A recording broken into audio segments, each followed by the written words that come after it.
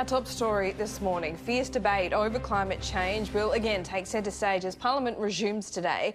New figures also show the government is struggling to reduce emissions. Well, the coalition is ramping up its attack on Labor's net zero emissions plan by 2050, with one MP describing it as an economic suicide note. Let's get more detail now from our political reporter Eliza Redwards. Eliza, a new report shows emissions have fallen slightly though. Yeah, emissions are down just 0.3% in the year to September. While there was progress in the energy sector, it was partly offset by an increase in natural gas production for exports. The focus of the emissions debate now is firmly on Labor's decision to adopt a net zero emissions target by 2050. As MPs arrived back in Canberra yesterday, some coalition members were ramping up their attacks on the policy. An economic suicide note for the nation.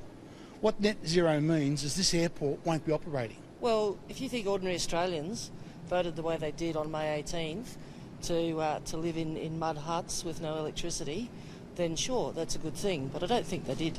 You can't have net zero emissions and have jobs increases. It's important to note, though, there is support for a net zero target on the government backbenches. People like Trent Zimmerman have been calling for it, and the opposition leader Anthony Albanese says it's the right thing to do. What's very clear is that we need to listen to the science and we need to act.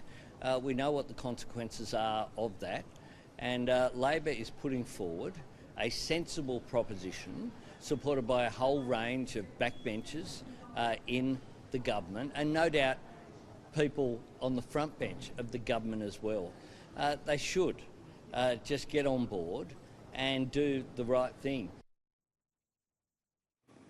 The focus for Labor now is explaining how they would actually achieve that 2050 target, while the government needs to explain its long-term plan. It's expected the technology roadmap could be released sometime this week. Laura and Pete. Eliza, thank you.